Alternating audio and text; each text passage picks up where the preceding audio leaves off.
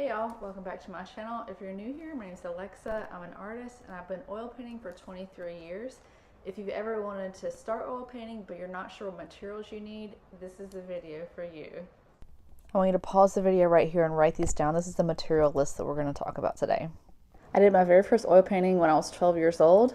When I was finished painting, I went to the sink to rinse out my brushes, and that is when I learned firsthand the oil and water do not mix. You think that'd be obvious, but to my 12-year-old self, I just didn't know, and you just don't know what you don't know. I hadn't learned that at that point. So I go to my parents and I say, these brushes are not rinsing out. And if you've ever tried to rinse anything oily with just water, you know what I'm talking about. It just doesn't work. My dad says to clean out oil paint, you need some type of mineral spirits. So they go to the paint section at Walmart and they buy me odorless mineral spirits. Notice my air quotes here, odorless. So I used these odorless mineral spirits in my bedroom without proper ventilation for several years until I learned that's not what I was supposed to be using. We didn't know any better. Odorless mineral spirit that you can buy at the paint section at Walmart or Home Depot or Lowe's, those are designed for oil-based house paints. Those are not designed for studio artists like myself. Those are designed to be used outdoors or in an open garage when you're done painting your walls with oil-based house paint. Those are not designed for the oil paints that I use. For an oil painter like myself, what I use is called Gamsol.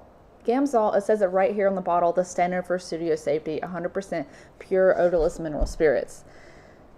Now, Gamsol, it is 100% odorless. It's been distilled many more times than the odorless mineral spirits that you find at your local hardware store.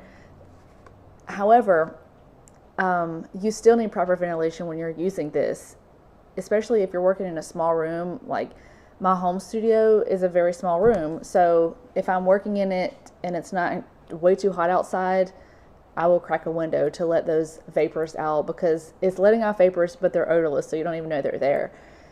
One day I was working in my at-home studio and I wasn't even thinking about ventilation, and at the end of the day I had a headache, and I'm pretty sure it was because of the Gamsol.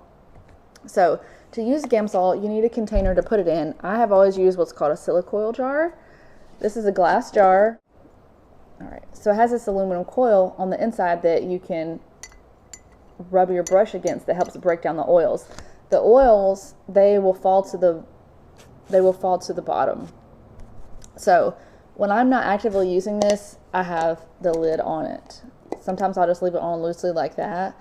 That way those vapors are not escaping, because there's no reason for me to leave the lid off if I'm not actively using it. So the only time I open this is when I open it, rinse my brush, put it right back on. That's how I practice safety with using Gamsol. You don't need an industrial strength ventilation system to use this, but you just need to be mindful that you do need some type of ventilation. If you're working in a bigger room, that's better because the vapors have a larger area to go to. If you're working in a small room, you definitely want to try to have a window open or a door open if you can.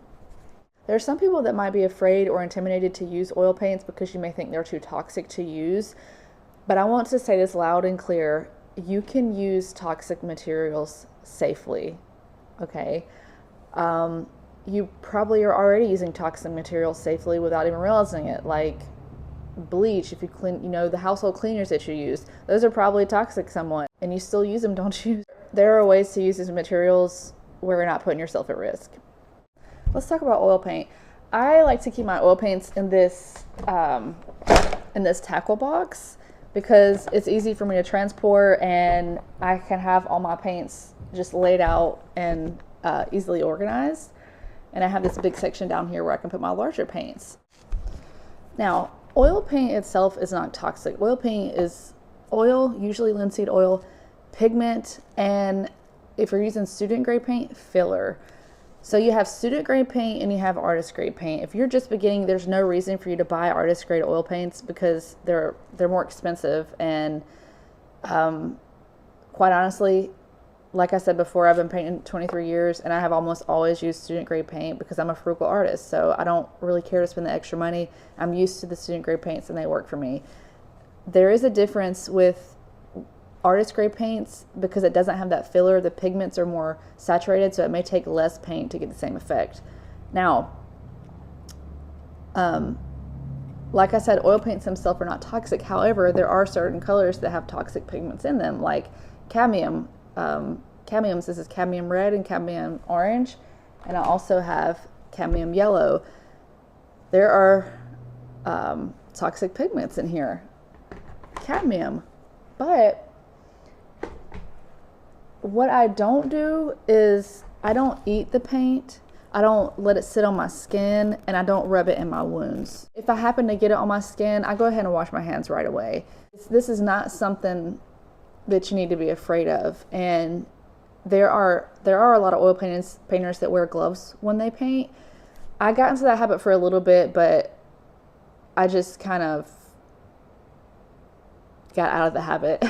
So most of the time I don't wear gloves. Sometimes I do, most of the time I don't. As long as you're not eating these paints, you're not rubbing the paint in your wound, and if you get it on your skin, just wash it off. It's no big deal. I will say I am not a very messy painter. I don't tend to get a lot of paint on my hands. If you are an artist that you get paint everywhere, it ends up on your face and all over your hands and your clothes, then maybe you should wear some gloves. But if not, then I think you'll be okay. Let's talk about mediums for a second. So when you're oil painting, you don't have to use mediums. When I'm starting oil painting, I try not to use a medium until the end when I'm doing fine details. When you do fine details, sometimes you just need the paint to flow a little bit better. So what I have always used and what I really like is called Liquin. I'll show you here. Liquin also contains petroleum distillates. I didn't say this earlier, but Gamsol also contains petroleum distillates. Am I saying that word right? Distillates? I don't know. So just like with the Gamsol, you want to have proper ventilation when you're using this. This definitely has an odor to it, and it doesn't really bother me. When I'm using it, I only put a little bit on my palette at a time, and this helps. It speeds drying, and it changes the viscosity of the paint. It helps the paint flow better. So when I'm getting those really fine details, if I'm painting hair or any really small little detail, I really like to use that because it helps me, it helps the paint flow a lot better. And it's really nice when you're working with really tiny brushes to be able to use that. And I always use it when I'm doing my signature. My signature is usually the last thing I do on my painting before I varnish. And you want your paint to be very flowy when you're doing your signature. So I really like to use that. Now, you can opt for a non-toxic version of this, and I have it here, and it is called Solvent-Free Gel by Gamblin. Now, I do not really like this. It is, if I would have only used this my whole oil painting career and never used this, I would probably be fine with it. I wouldn't know the joys of using Liquin, but Liquin, you know, there's a reason they put these toxic materials in it, you know, because it works good. Okay. So, I prefer this over the non-toxic version, but whatever you choose to use is totally up to you. I want to show you my palette and my palette box. When you're oil painting, you're going to need a palette. Some people opt for the disposable paper palettes that once you're done painting, you can just tear it off and throw it away. I used those for a long time, but I quit using them because it was honestly a waste of money. So what I have here, this is my palette box. I'm going to take the lid off. And I keep my palette in it. Now, this palette, this is glass, and this is an 11 by 14. It came from an 11 by 14 frame. What I did is I just took, you know how when you buy a frame, it always comes with this cardboard piece. I took that piece and I painted it gray. And then I duct taped the edges so that I don't cut myself. Now, the reason that I painted my palette gray is because when you have a neutral color palette, it helps you to see how the colors are going to appear on the canvas. When I'm done with my palette and I'm ready to clean it off, I take a razor blade scraper and I scrape my paint off. I like to put the paint scrapings in a jar. I also want to mention that you do not have to pay full price to get a frame and a piece of glass like this. Go to your local thrift store and I can guarantee you they're going to have plenty of frames that you can choose from of all different sizes. I like to use the 11 by 14. If you go smaller than that, it really doesn't give you a whole lot of room to work with.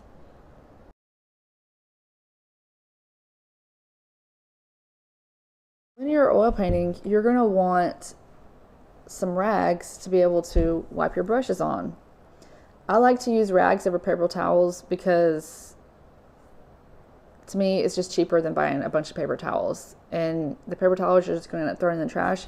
What I'm going to actually do with these is make some art out of it, and I'm going to have a video soon coming on this piece of art that I'm going to make with these. It's going to be really cool, so stay tuned for that.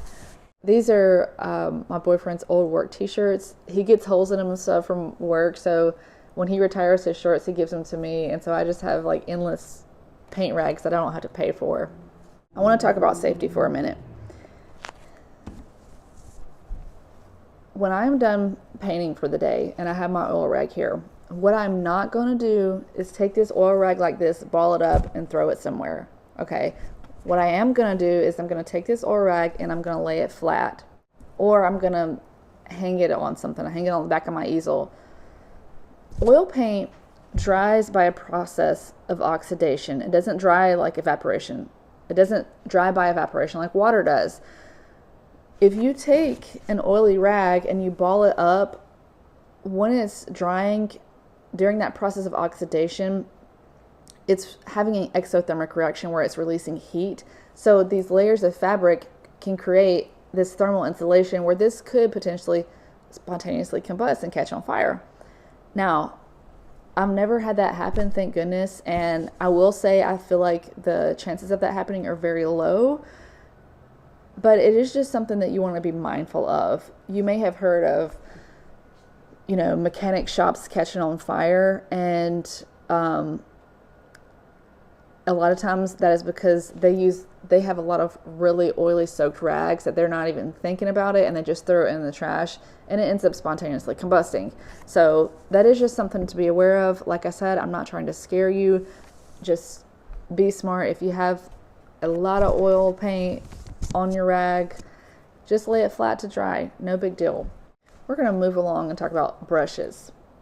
My brushes, I have a lot of different brushes.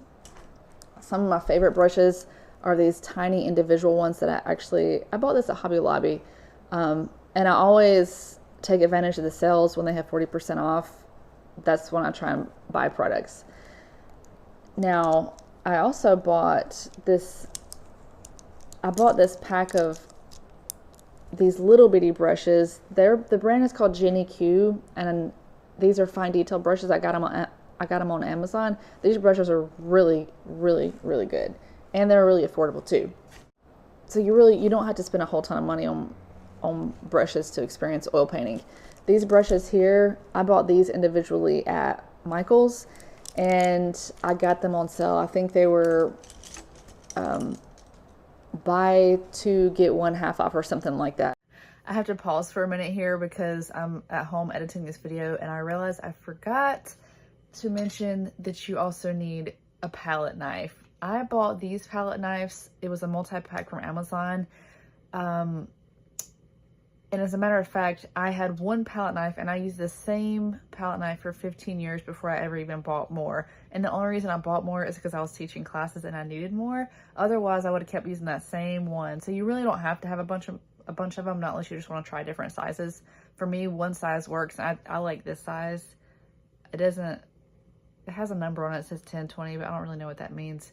But I just like a small medium one, not a humongous one. So anyway, sorry about that. Yeah, you need a palette knife. A palette knife is used so you can mix your colors on your palette. You can also use the palette knife to apply paint on the canvas if you like texture. But like I said, I always take advantage of sales. And speaking of sales, Michael's has really, really good deals on canvas. The other day I went and they had buy two, get two free canvas. I had to do a double take. I said, what? When you're looking for canvas, I would definitely check out the sales that Michael's have because they have tons of canvas. And Also, if you're just starting out oil painting, you want to try it, Walmart has a lot of great packs of canvases that are super cheap. You can get, I think, like a 7-pack of canvas for less than $10 that are probably like 9x10s. So if you're frugal like me, always check out the weekly ads at your local craft stores and places like Walmart where you can get cheap canvas. If you are buying pre-wrapped canvas at the store, chances are it's already gessoed. Gesso is an acrylic primer that goes on top of the canvas. And here's an example of it here. Now, with the paintings I do, for a long time I did not add gesso to the canvas because it was already gessoed, but I have found that if you add gesso, if you go ahead and add your own gesso, it just helps to smooth the surface some. So once you add this, you want to, brush it on, smooth it out, and then once it dries, you want to sand it. And then you can repeat that process however many times you want to get the surface as smooth as you want. When you are finished with your oil painting and you've signed it, you've put the date on it, you need to varnish your oil painting. Varnish, I like to use gloss varnish. When you're buying varnish for oil paintings, you want to make sure it's for oil paintings because there's a lot of varnishes out there and some of them are just for acrylic. You want to make sure it's for oil painting. With that being said, you can put oil paint over acrylic, but you cannot put acrylic paint over oil. So if you have this acrylic painting that you started and you decide you want to switch to oils, you can do that. But once you put that oil in it, you can't put acrylic back over it. Keep that in mind. Now, when you're all done with your painting and you're ready for varnish, I like to take a lint roller, and I like to take a lint roller and go over my painting just to make sure I get all that lint off of it, because you don't want to varnish over lint and then it's stuck in your painting. Varnish helps protect your painting from dust, and it will help protect it from UV rays and from and it helps protect the color of the paint too. Also, my favorite reason that I love gloss is because it resaturates the color. So when you have those darks in your paintings, it just brings them back to life, and it's so beautiful.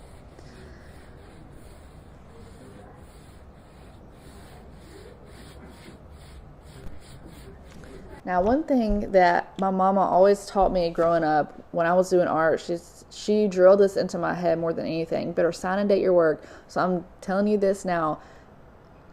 Obviously, you want to sign your work, because when people see your work, if you don't sign it, how are they going to know who did it? And you don't have to make your signature super big. When I was younger, I made my signature really big. And to me, when I see a big signature, I just think big ego. And my signature is smaller now, but you can still read it. Now, on the back of your canvas, you also want to sign and date it, write the medium, the title of the painting. And I think that's super important, because if you don't sign and date your work, you're not going to remember the year that you did it. You're not going to be able to look back and say, oh my gosh, I was 12 years old when I did that. If you don't have a date on it, you're not going to remember. I'm just going to tell you, not unless you have some crazy, incredible memory and you're one of those people that can recall each day of the month, you're not going to be able to remember. So just sign and date your work, okay? It's not that hard. I have put together all these materials that you need in my Frugal Artist Guide to Materials, What You Need to Start Oil Painting. It is an ebook, and it's only $4.99 if you wanted to purchase that. There are extra tips in there. I have a color theory section. I also talk about how you can draw your subject out proportionally on the canvas. I also have some additional optional materials for artists. One of those additional optional materials I'm going to go ahead and show you now is brush soap. Okay? This is the Masters Brush Cleaner, and I went a long time without using this, and when I started using it, I really wish that I had used it sooner, because this really helps keep your brushes soft. When you're using Gamsol on your brushes, over time your brushes, bristles can become hardened and they're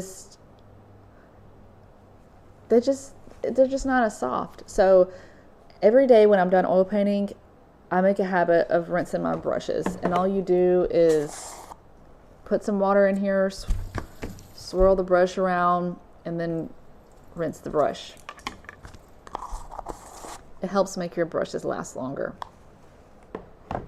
Okay, so if you're interested in buying my ebook, I will have the link down below. And there's one more thing I want to tell you before I forget. So when I'm done painting for the day, I take this palette and I put it in the freezer. Oil paints do not freeze. When I come back the next day and I take that out of the freezer, my paints, they haven't dried at all. They're still good. They're still creamy, buttery, ready to go. If you don't freeze your palette, you're going to end up wasting a lot of paint. And this is something I wish I had known years ago about freezing your palette. I just didn't even know it was a thing you could do. If you don't have room in your freezer, you can transfer your paint to a smaller palette. You can put it on a piece of wax paper or parchment paper and put it in a smaller Tupperware container that will fit in your freezer. If you don't have room in your freezer, it's probably time to go ahead and eat some of that food and make some room, because I'm telling you, you're going to want to freeze your palette. It has been a game changer. And if you're a frugal artist like me, you will do anything to save some money.